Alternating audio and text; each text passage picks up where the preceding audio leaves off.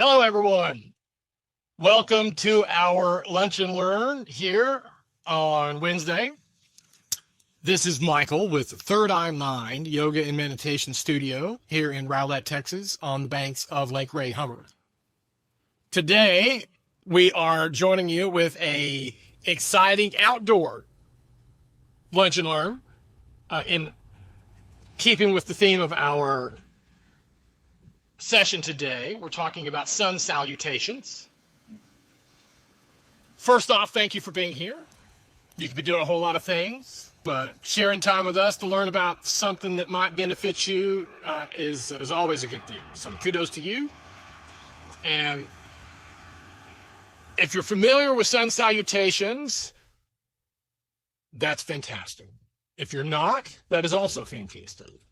We're going to try to demystify, as the title says, sun salutations. Now, so the concept of a sun salutation in Sanskrit, this sequence is called Surya, meaning sun, Namaskar, meaning to adore or to bow. So Surya, Namaskar, meaning sun salutation, is what we're going to be talking about today. So this is a sequence of postures in a flowing pattern, meaning that we're going to match up our breath and our movement. As we get into a posture, we're going to take an inhale, and as we go to another posture, we're going to do an exhale. And as we go through those inhales and exhales, matching the body movement with our breath, an interesting phenomenon begins to occur with our brain, starts to kind of harmonize the body and mind. And that's kind of one of the great benefits of sun salutations. So as we're going through this breathing and inhaling and exhaling, as we inhale, think about an inhale being in an extending. It's an opening up of our chest, so it's going to be on a pose where we're going to be reaching, maybe, or that we'll be extending. That's typically where we would put our inhale breath. And our exhale breath would be kind of the opposite. It would be more of a contracting type of movement, or a bringing in type of movement. So as we do each one of these poses or postures, that inhale and that exhale will match up to each one in linking them together in this sequence. So everybody's going to be different, and your flexibility, your mobility, all of those things are going to be individually unique to you and your situation. So as we're going through these, if you are, I would recommend watching the first couple of times if you're not familiar with these, so that you can be familiar with each movement and kind of know what modifications you may need to make. For instance, if you have, if you need to lower your knees rather than being in a high plank, that's a good example. And there's nothing wrong with lowering the knees. That is actually, it will help you have your form better, so that when you do strengthen up or get your better core strength, that having your body in that extended plank position will not be as uncomfortable. So the whole point of this is to be able to breathe freely and move freely. So if you're trying to do something too strenuous, you may lose the breath. That's not we don't want to do that. We want to keep the breath in a nice glowing movement pattern.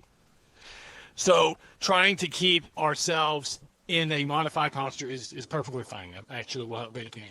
Some of the other benefits that you're going to see from sun salutation sequences would be your cardio. This is a very cardio-rich activity. There's movement. Our arms are going. Our legs are going. So our blood is going to be pumping and circulating through our body in a nice rapid fashion, so that we can get the blood from the extremities back up to the heart, and the blood from the heart in the extremities. So are very good for cardio and blood flow throughout our body. Good breath. It's very energizing and invigorating for our breath. As long as you're not holding breath. That's the one thing you'll notice as you go through this. Sometimes your breath, your body will just automatically hold the breath. And so checking in with the breath, keeping that flowing pattern going is going to be important in order to help keep your body in that state. So it also is very good strengthening exercise for the legs, for the abdomen, for the core, for the arms and shoulders and the back. Very cool body type of activity. And again, that harmonizing effect of body and mind and breath, it brings it together. So tips that we might give you is as you're going through this sequence, pause when you need to. If you do feel out of breath, if your mouth's starting to get dry, you feel like you need to have a sip of water or take a break for a second, by all means do so. None of this is supposed to be something that is uncomfortable or is in any way a deterrent from you doing it. If you need to take a break, take a break. There is no hard, fast rule that we're trying to get done by a certain time frame. The time's yours to take that you need. So pause when you need to. Take a sip of water. I would recommend sip. Don't guzzle a full half drink, a half glass of water. That's going to get in your stomach and kind of make some discomfort possibly. Just a small sip, just enough to wet the palate if you feel the words going to quiet out, and then get back to it. Again, on some of these postures like plank, you can lower your knees. If you're doing forward fold, you can bend your knees to kind of give your hamstrings a little bit of a break until you get them loosened up and warmed up. So all of those kind of modifications, feel free to make those throughout your session as you need to. All right, we're going to take it over to the mat now, and I'm going to pause the audio for a second as I move my mic, and then we'll go from there. Okay, so we're going to go ahead. I'm going to start here at the top of my mat here. Now, if you were doing this in the morning, you might face yourself towards the east, towards the rising sun. In my case, the sun is bang right here in front of me, and so I'm facing the sun. It is also a good way to perform this exercise if you're doing it outdoors. Is again, I am saluting, I am bowing, I am honoring the sun throughout this sequence, and so it's right there. We're going to start with our feet about shoulder width apart. Maybe give it a little walk out, movement to the hips, give the body a little shake. So our hands down by our side. We're going to start out in our mountain posture. This will be the beginning of the sequence. And when we finish the sequence, feel free to end in mountain pose, or you can end in with your hands at heart center, and then we can start from there. But in this case, to begin, we're going to start right here in mountain pose. Feeling nice and supported by the earth, feeling grounded, feeling strong. And for here, we're going to inhale. I'm going to walk you through the first one. It'll be a bit wordy because I'm going to talk about each posture of your avoiding prayer. And then once we got to the first one, as an exercise, since there's just so an inhale, we're going to take our arms all the way up to upward salute. Nice, big, full body stretch. Check in on those shoulders. We want to keep them down away from the ears. After them, we're pulling the belly button in towards the spine. Arms are reached up. Hip, these are pulling it in, turning over. From here, we're going to exhale. Nice and slow, bringing the arms down in a nice swan dive. Now notice how I'm bending the knees because I know my lower back and my hamstrings are a little bit tight today. So I want to be able to get my hands down there towards the mat or get my upper body down lower. So I'm going to bend those knees. That way it's not as strenuous on my hamstring. Wherever yours is, you can. If you're touching the mat, great. If you're touching your feet, great. If not, that's fine too. But just let that head hang heavy. Try and keep the straightness to the spine as well. Try not to do too much arching. From here, we're going to inhale to a halfway lift. So we're extending our spine forward, crowning the head forward towards the sun.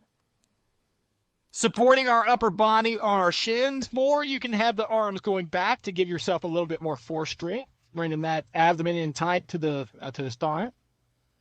Exhaling into another forward fold, head hanging heavy.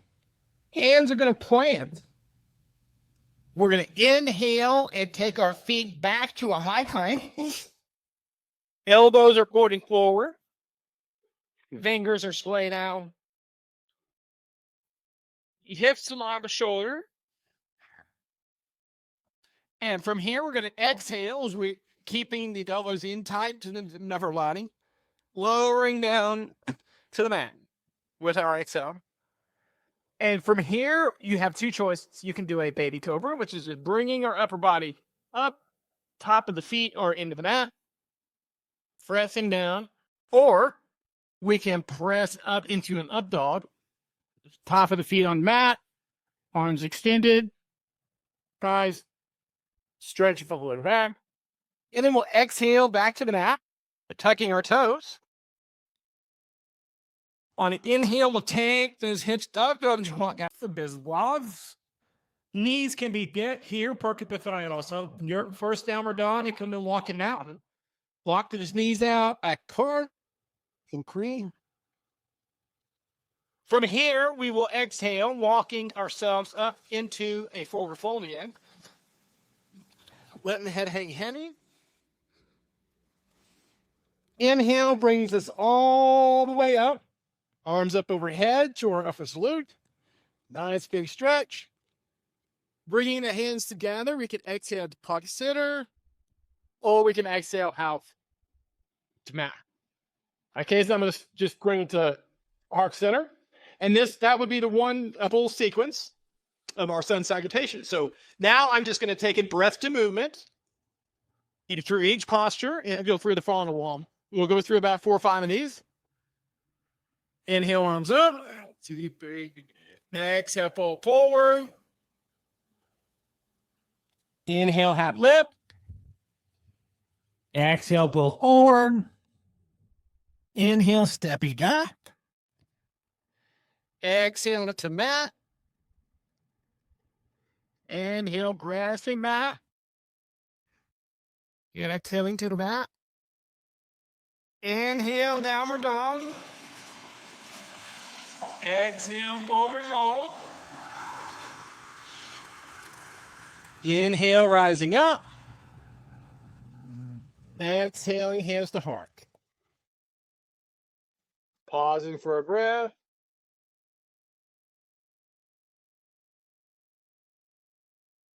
Inhale, arms up. Exhale, fold forward. On at the side. Inhale, half lift. Exhale, full balls. Inhale, snap to kite. And exhale into the mat. Inhale, pressing back. Exhaling to down. Inhale, downward dog. Exhale, shoulder fold. Inhale, rising up. Exhale, hands to heart. Inhale up. Exhale, fold. Inhale, lip. Exhale, fold. Inhale, mat. Exhale to the mat. And exhale back. Exhale left. Inhale, down dog. Exhale, forward fold. Don't want. Inhale, rising up. Exhale, hands to heart. Like on that what? Just hands in the room. So that's what happens. Doing our leverage. Legs in home. Here's like a back. Exhale into that.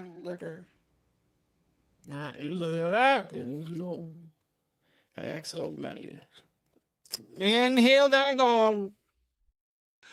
Exhale, pull it forward. Inhale, rising up. Exhale, to the side. Excellent.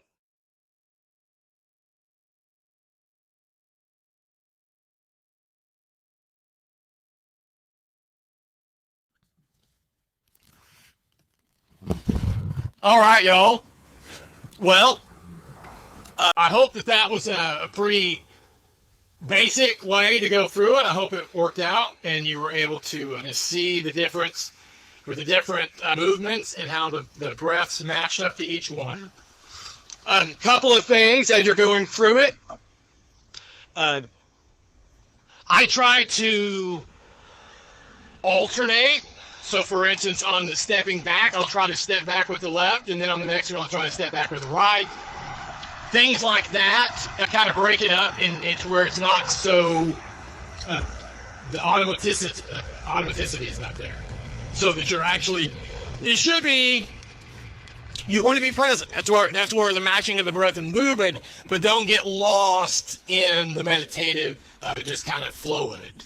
You want to still be present with the sensations that are happening in your body. You want to be present with what's going on with the breath and what's going on as you're cycling through each one of these. The heat that's getting built up, the energy that you're getting built up, all that stuff. Being present, you're going to be aware of everything that's going on.